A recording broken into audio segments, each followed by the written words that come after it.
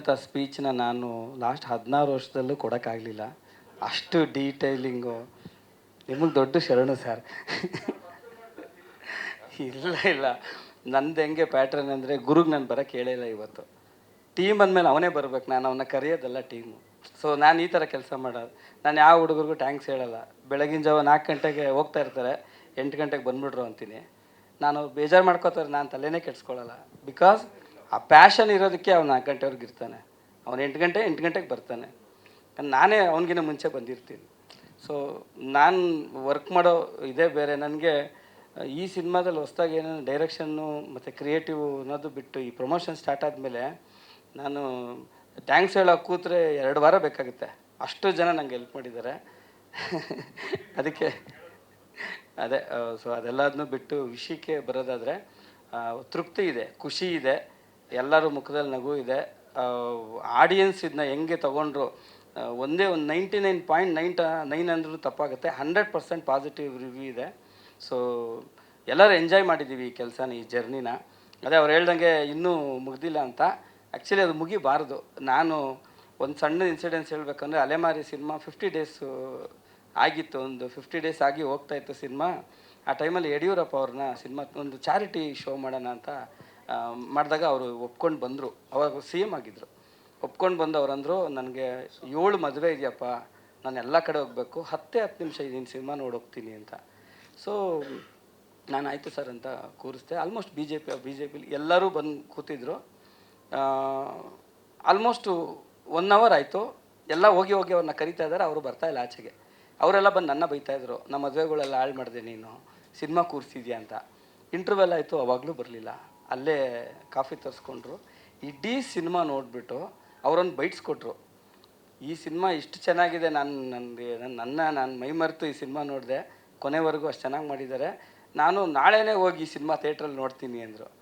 ನಾನು ಅಂದೆ, ಸರ್ ಈ ಸಿನಿಮಾ ಯಾವ ಥಿಯೇಟ್ರಲ್ಲಿ ಇಲ್ಲ ಸರ್, ಇದೇ ಲಾಸ್ಟ್ ಶೋ ಅಂದೆ.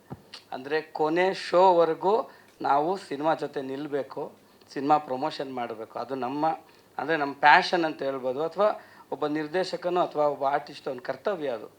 ಇದು ಮುಗಿದ ಮೇಲೆ ಅವನು ಮುಂದಿನ ಸಿನಿಮಾ, ಮುಂದಿನ ಕನಸುಗಳು ಅದು ಅಲ್ಲಿಗೆ ಹೋಗಬೇಕು. ಯಾಕಂದರೆ ಆ ಕೊನೆ ಶೋನ, ಕೊನೆ ಟಿಕೆಟ್ ದುಡ್ಡು ಕೂಡ ಪ್ರೊಡ್ಯೂಸರ್ಗೆ ತಲುಪಬೇಕು.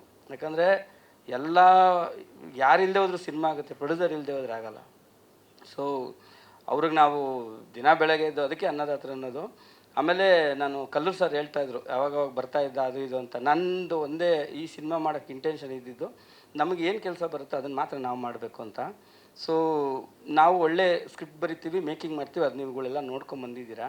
ಬಟ್ ಈ ಸಿನಿಮಾನ ಫಿಸಿಕಲಾಗಿ ಪಬ್ಲಿಸಿಟಿ ಮಾಡಬೇಕು, ಊರೂರು ತಲುಪಿಸ್ಬೇಕು. ಅದಕ್ಕೆ ಒಬ್ಬ ಒಳ್ಳೆ ಮನುಷ್ಯ ಅಂದರೆ ಪ್ಯಾಷನ್ ಇರೋನು ಬೇಕಾಗಿತ್ತು. ಆ ಪ್ಯಾಷನ್ ನನಗೆ ಇವರಲ್ಲಿ ಕಾಣಿಸ್ತು. ಅದಕ್ಕೆ ನಾನು ಕೊನೆಯದಾಗಿ ಹೇಳಿ, ದುಡ್ಡು ಹಾಕ್ದವ್ರು ಪರವಾಗಿಲ್ಲ ಸರ್, ಜೊತೆಗೆ ಬನ್ನಿ ಅಂತ. ಪಾಪ ದುಡ್ಡನ್ನು ಹಾಕಿ ನಮ್ಮ ಜೊತೆಗೆ ನಿಂತು ಮುಂದಕ್ಕೆ ಇನ್ನೂ ಒಂದಷ್ಟು ವರ್ಷಗಳು ನಾವು ಜರ್ನಿ ಮಾಡೋ ಥರ ಆಗಿದೆ. ಸೊ ಎಲ್ಲ ಒಂದು ನಾನೇನು ನಂಬ್ತೀನಿ ಅಂದರೆ, ಈಗ ನಾವುಗಳು ಮನುಷ್ಯ ಹುಟ್ಟಕ್ಕೆ ನಾವು ಅಣುವಾಗಿ ಎಷ್ಟು ಫೈಟ್ ಮಾಡಿ ನಾವು ಹುಟ್ಟಿದ್ದೀವಲ್ವ, ಹಾಗೆ ಎಲ್ಲ ಕಥೆಗಳು ಫೈಟ್ ಮಾಡ್ತಾ ಇರ್ತವೆ. ನಮ್ಮೊಳಗೆ ಇರೋ 1000 ಕಥೆಗಳು ಫೈಟ್ ಮಾಡಿ, ನಾನು ಸಿನಿಮಾ ಮಾಡಬೇಕು, ನನ್ನ ಕತೆ ಸಿನಿಮಾ ಮಾಡು ಅಂತ. ಅಂದರೆ ಈ ಕತೆಗೆ ಅಷ್ಟು ಪವರ್ ಇತ್ತು. ಅದು ಇವತ್ತು ಹೊರಗಡೆ ಬಂದು ಅದಕ್ಕೆ ಏನು ಬೇಕೋ ಎಲ್ಲ ತಗೊಂಡು ಅದು ಸಿನಿಮಾ ಆಗಿ ಗೆದ್ದಿದೆ. ಸೊ ಇದು ಒಂದು ಸಾರ್ಥಕತೆ ಅಂತ ಹೇಳ್ಬೋದು. ಆಮೇಲೆ ಸಣ್ಣ ಡಿಫ್ರೆನ್ಸ್ ನನಗೆ ಗೊತ್ತಾಗ್ತಿದೆ. ಈ ಅಂದರೆ ನಾವುಗಳು ಈ ಸ್ಟ್ರೀಟ್ ಪಬ್ಲಿಸಿಟಿ ಮಾಡ್ತಿದ್ವಲ್ಲ, ಆ ಟೈಮ್ಗೂ ಈಗ ಡಿಜಿಟಲ್ ಅಂತ ಏನು ಒಂದು ಎರಾ ಬಂದಿದ್ದಾರೆ ಈ ಟೈಮ್ಗೂ. ಅವಾಗ ಏನಂತಂದರೆ, ಜನಗಳು ತುಂಬ ಮಾತಾಡೋರು, ಒಬ್ರಿಗೊಬ್ರು ಮಾತಾಡೋರು. ಟೀ ಅಂಗಡಿ ಹತ್ರ, ಕಾಫಿ ಕುಡಿಬೇಕಾದ್ರೆ, ಕಾಲೇಜಲ್ಲಿ, ಬಸ್ಸಲ್ಲಿ ಮಾತಾಡ್ತಿದ್ದು ಒಂದೇ ಟಾಪಿಕ್ ಏನಂದರೆ, ಯಾವ ಸಿನಿಮಾ ನೋಡಿದೆ, ಕಂಗ್ರ್ಯಾಚುಲೇಷನ್ ಬ್ರದರ್, ಚೆನ್ನಾಗಿದೆಯೋ ಇಲ್ವೋ, ಯಾರು ಹೀರೋಯಿನು, ಹೊಸಬ ಬಂದಾನೆ, ಈ ಡಿಸ್ಕಷನ್ ಆಗ್ತಾಯಿತ್ತು. ಈಗೇನಾಗಿದೆ, ಎಲ್ಲ ಡಿಸ್ಕಷನ್ನು ಡಿಜಿಟಲಲ್ಲಿ ಆಗ್ತಾಯಿದೆ, ಕಮೆಂಟ್ ಬಾಕ್ಸಲ್ಲಿ ಆಗ್ತಾಯಿದೆ. ಸೊ ಅದಲ್ಲ ನಮ್ಮ ಕಲ್ಚರ್. ಪೋಸ್ಟ್ ಹಾಕೋದಾಗಲಿ ತಲುಪಿಸೋದಾಗಲಿ ಅದು ನಮ್ಮ ಧರ್ಮ. ಏನಂದರೆ, ಸಿನಿಮಾ ನೋಡಿ ಹೊರಗಡೆ ಹೋದವರು ಆ ಸಿನಿಮಾ ಬಗ್ಗೆ ಮಾತಾಡಬೇಕು. ಸಿನಿಮಾ ಚೆನ್ನಾಗಿದೆಯೋ ಇಲ್ವೋ ನೋಡಬೇಡ. ಆಮೇಲೆ ಎಲ್ಲರದ್ದು ಅವ್ರವ್ರ ಪಾಯಿಂಟ್ ಆಫ್ ವ್ಯೂ ಇರುತ್ತೆ. ನಮ್ಮ ಸಿನಿಮಾ ನೋಡಿದವ್ರು 99% ಅಥವಾ 100% ಎಲ್ಲ ಪಾಸಿಟಿವ್ ರಿವ್ಯೂ ಕೊಟ್ಟಿದ್ದಾರೆ. ಹೊರಗಡೆ ಜನಗಳು ಈ ಸಿನಿಮಾ ಚೆನ್ನಾಗಿದೆ ಅಂದ ತಕ್ಷಣ ಅದಕ್ಕೆ ಅಗ್ರೆಸಿವ್ ಆಗಿ ಮುಂದೆ ಬರಬೇಕು ಅಂತ ಕೇಳ್ಕೊತೀನಿ. ಬರ್ತಾ ಇದ್ದಾರೆ. ಆಮೇಲೆ ನಮಗೆ ಒಂದಷ್ಟು ಇನ್ಫಾರ್ಮೇಷನ್ ಇರಲಿಲ್ಲ. ಇವಾಗೆಲ್ಲ ಎಕ್ಸಾಮ್ಸ್ ನಡೀತಾ ಇದೆ. ಆಲ್ಮೋಸ್ಟ್ ಇನ್ನೊಂದು 2-3 ದಿನದಲ್ಲಿ ಮುಗಿದೋಗುತ್ತೆ ಎಕ್ಸಾಮ್ಸ್ ಎಲ್ಲ. ಸೊ ಅದಾದಮೇಲೆ 2ನೇ ವಾರ 3ನೇ ವಾರ ಎಲ್ಲ ಹೀಗೆ ಕಂಟಿನ್ಯೂ ಆಗುತ್ತೆ ಅಂತ ನಮ್ಮ ಡಿಸ್ಟ್ರಿಬ್ಯೂಟ್ರು ಹೇಳಿದ್ದಾರೆ, ಪಾಸಿಟಿವ್ ಆಗಿದ್ದಾರೆ. ಈಗ ಓವರಾಲ್ ಕರ್ನಾಟಕದಲ್ಲಿ ಒಂದು 25 ಸೆಂಟರ್ಸಲ್ಲಿ ಇದೆ. ಅದೇ ಅವ್ರು ಮಾತಾಡ್ತಾರ, ನೆಕ್ಸ್ಟ್ ಕರೀತಾರೆ ಅವ್ರ ಹತ್ರ ನೀವು ಮಾತಾಡಿ. ಸೊ ಸೊ ಅಷ್ಟೇ. ನಾವು ಇಲ್ಲ, ಆ್ಯಕ್ಚುಲಿ ನಾವು ಬಿಫೋರೇ ಟ್ರಾವೆಲ್ ಮಾಡಿ ಬಂದಿದ್ದೀವಿ, 24 ಡಿಸ್ಟಿಕ್ಕಿಗೆ ಹೋಗಿದ್ದೀವಿ. ಸೊ ಈಗೇನಂತಂದರೆ ಬೆಂಗಳೂರಲ್ಲೇ ಇದ್ದು ಇಲ್ಲಿಂದನೇ ಡಿಜಿಟಲ್ ಮುಖಾಂತರ ಅವ್ರಿಗೆಲ್ಲ ನಾವು ಚಿಕ್ಕ ಚಿಕ್ಕ ಕಂಟೆಂಟ್ನ ತಲುಪಿಸ್ತಾ ಇದ್ದೀವಿ ಅಷ್ಟೇ. ಸೊ ಅದೇ ತುಂಬ ಜನರ ಹೆಸರು ನನ್ನ ಎಕ್ಸಾಂಪಲ್ ಅದೇ ಸಾರ್ ಎಲ್ಲರ ಹೆಸರು ಹೇಳ್ಬಿಟ್ಟಿದ್ದಾರೆ, ನಾನು ಇನ್ಯಾರ ಹೆಸರು ಹೇಳೋ ಅವಶ್ಯಕತೆ ಇಲ್ಲ. ಆಮೇಲೆ ಅದು ಜಮೀರ್ ಸರ್ ನೋಡ್ತೀನಿ ಅಂತ ಹೇಳಿದ್ದಾರೆ. ಆ್ಯಕ್ಚುಲಿ ಸಿನಿಮಾ ಸ್ಪೆಷಲ್ ಸ್ಕ್ರೀನಿಂಗ್ ಮಾಡ್ಬೇಕಾದ್ರೆ ಕರೆದಿದ್ವಿ. ಡೆಲ್ಲಿಲಿದ್ದೀನಿ, ಬಂದು ನೋಡ್ತೀನಿ ಅಂತ ಹೇಳಿದರು. ಇನ್ಮೇಲೆ ಅಪ್ರೋಚ್ ಮಾಡಿ, ಯಾಕಂದರೆ ಈಗ ಸ್ವಲ್ಪ ಫ್ರೀಯಾಗಿ ಇರ್ತಾರೆ ಅನ್ಸುತ್ತೆ, ಮೇ ಬಿ ಕರೆದು ತೋರಿಸ್ಬೇಕು ಅಂತಿದ್ದೀವಿ. ಇಲ್ಲ ಸರ್, ಈ ಹೇಳಿದ್ನಲ್ಲ ಸರ್, ಕೊನೆ ಶೋವರೆಗೂ ಕಂಗ್ರ್ಯಾಚುಲೇಷನ್ ಬ್ರದರ್ಗೆ ಹೋರಾಟ, ಆಮೇಲೆ ಹೊರಗಡೆ. ಸರ್ ಸ್ಕ್ರಿಪ್ಟು ನಮ್ಮ ಹತ್ರ ಆಲ್ರೆಡಿ ಇದೆ ಸರ್. ಸ್ಕ್ರಿಪ್ಟು ಪಾರ್ಟ್ 2 ಅಂತ ಏನು ಮಾಡಿಲ್ಲ. ಇದಾದಮೇಲೆ ಏನು ಮಾಡಬೇಕಂತೆಲ್ಲ ನಾವು ಪ್ರಿಪೇರ್ ಮಾಡಿದ್ದೀವಿ. ಇಲ್ಲ ಸರ್, ನಮ್ಮನೆ ಇವಾಗ ಅವ್ರ ಆಫೀಸ್ ಆಗಿದೆ. ನಾವು ಅಲ್ಲೋಗಲ್ಲ, ಅವ್ರನ್ನೇ ಕರೆಸ್ಕೊಳ್ಳೋದು ಇಲ್ಲಿಗೆ ನಾವು. ಇಲ್ಲ ಸರ್, ಏನಂದರೆ ನಮಗೇನು ಖುಷಿ ಕೊಡುತ್ತಲ್ಲ ಆ ಕೆಲಸ ನಮ್ಗೆ ಯಾವತ್ತೂ ಸ್ಟ್ರೈನ್ ಮಾಡಲ್ಲ ನಾವು. ಅದೇ ಇವ್ರುಗಳೇ ತಗೊಳ್ಳಿ, ಒಂದು 17 ದಿವಸ ಜರ್ನಿ ಮಾಡಿದ್ದಾರೆ, ಯಾರು ಒಂದು ದಿವಸ ಮೈ ಕೈ ನೋವು ಅಂತ ಯಾರೂ ರೆಸ್ಟ್ ಮಾಡಿಲ್ಲ. ನಾವೆಲ್ಲರೂ ಕೆಲಸ ಎಂಜಾಯ್ ಮಾಡ್ತೀವಿ, ಇನ್ಕ್ಲೂಡಿಂಗ್ ಪ್ರತಾಪು, ನಮ್ಮ ರಕ್ಷಿತ್ ಎಲ್ಲರೂ. ಸರ್ ಅದು ಸಂದರ್ಭಗಳು ಏನಾಗ್ಬಿಡುತ್ತೆ ಸರ್, ನಾಳೆ ಬೆಳಗ್ಗೆ ನಾವಲ್ಲಿ ರೀಚ್ ಆಗಲೇಬೇಕು ಅಂದರೆ ಅವ್ರಿಗೆ ಎಕ್ಸ್ಕ್ಯೂಸ್ ಕೇಳೋಕ್ಕಾಗಲ್ಲ ಸರ್. ಇಲ್ಲ ಸರ್, ನಾನು ಅದೆಲ್ಲ ನೋಡ್ತೀನಿ ಸರ್, ಏನು ತೊಂದರೆ ಇಲ್ಲ. ನಾನು ಅದನ್ನು ಎಂಜಾಯ್ ಮಾಡ್ತೀನಿ, ಅದೆಲ್ಲ ಏನು ತೊಂದರೆ ಇಲ್ಲ. ಸಾರ್ ಸುಮ್ಮನೆ ಹೇಳ್ತಾರೆ ಪಕ್ಕ ಕೂತ್ಕೊಳ್ಳಲ್ಲ ಅಂತ. ಸೊ ಇಲ್ಲ, ಎಲ್ಲರಿಗೂ ಅಗೈನ್ ಥ್ಯಾಂಕ್ಸ್ ಅಂತ ಹೇಳಿ ತುಂಬ ಚಿಕ್ಕದಾಗಿ ಮುಗ್ಸೋಕ್ಕೆ ಆಗೋದಿಲ್ಲ. ಈ ಸಿನಿಮಾಗೆ ತುಂಬ ದೊಡ್ಡ ಕೊಡುಗೆ ಕೊಟ್ಟಿದ್ದಾರೆ ಎಲ್ಲರೂ, digital, paper media, TV media ಎಲ್ಲರೂ. ಸೊ ಅಗೈನ್ ನಾನು ಒಬ್ರಿಗೆ ಥ್ಯಾಂಕ್ಸ್ ಹೇಳಬೇಕು, ಪ್ರಶಾಂತ್ ಕಲ್ಲೂರು, ಹರೀಶ್ ರೆಡ್ಡಿ ಮತ್ತು ಸ್ಕ್ರೀನ್ ಫಸ್ಟ್ ರವಿಕುಮಾರ್ ಸರ್ಗೆ. ಇವರು 3 ಜನ ಇಲ್ಲ ಅಂದಿದ್ರು ಇವತ್ತು ಈ ಸಿನಿಮಾ ಇಲ್ಲ. ಇಷ್ಟು ಜನ ಇಷ್ಟೊಂದು ಹೊಗಳಿಕೆನ ತೊಗೊಳಕ್ಕಾಗ್ತಾ ಇರಲಿಲ್ಲ.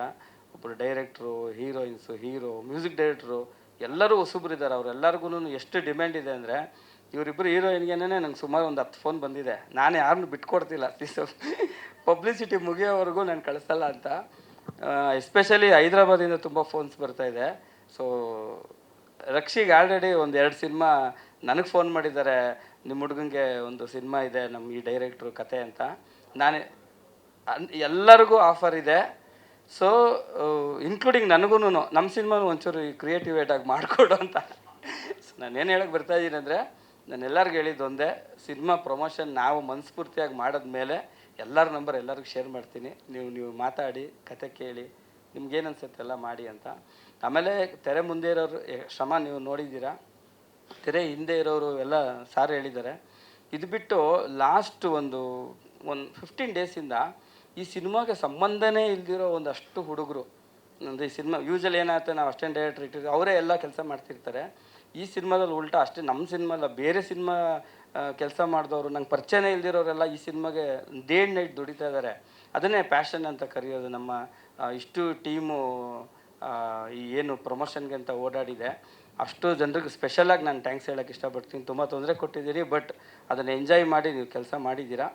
ಸೊ ನಿಮ್ಮನ್ನೆಲ್ಲ ನಾನು ಮುಂದಿನ ಸಿನಿಮಾಗಳಲ್ಲಿ ಜೊತೆಗಿಟ್ಕೊಂಡು ಒಳ್ಳೆ ಕೆಲಸ ಮಾಡಿಸ್ಬೋದು ಅಂತ ಹೇಳೋಕ್ಕೆ ಇಷ್ಟಪಡ್ತೀನಿ. Thank you so much. ಅದೇನಂದರೆ ಸರ್, ನಾನು ಆ್ಯಕ್ಚುಲಿ ಒರಿಜಿನಲ್ ಅಂದರೆ ನಮ್ಮದು ಆಡಿಯನ್ಸ್ ಅಂತ ಏನಿದ್ದಾರೆ ಅವ್ರದ್ದು ಒಂದು ಸಣ್ಣ ಡೇಟಾಬೇಸ್ ಕಲೆಕ್ಟ್ ಮಾಡೋಣ ಅಂತ ನಾವು ಮಾಡಿದ್ವಿ. ಸುಮಾರು ಒಂದು 4-5 ಸಾವಿರ ಜನ ನಮ್ಮ ಸಿನಿಮಾನ ಇಷ್ಟಪಟ್ಟು ಅದಕ್ಕೆ ಕಮೆಂಟ್ಸ್ಗಳ್ನ ಹಾಕಿದ್ದಾರೆ. ಯಾಕಂದರೆ ಮುಂದಿನ ದಿನಗಳಲ್ಲಿ ಇವಾಗ ಏನಾಗಿದೆ ಅಂದರೆ ಸರ್, ಅವರ ರಿಯಾಕ್ಷನ್ ನೋಡಿ ನಾವು ಮುಂದಿನ ಹೆಜ್ಜೆ ಇಡಬೇಕು. ಸೊ ಆ ಇಂಟೆನ್ಷನಿಂದ ಮಾಡಿದ್ದು ತುಂಬ ಚೆನ್ನಾಗಿ ವರ್ಕ್ ಆಗಿದೆ. Thank you.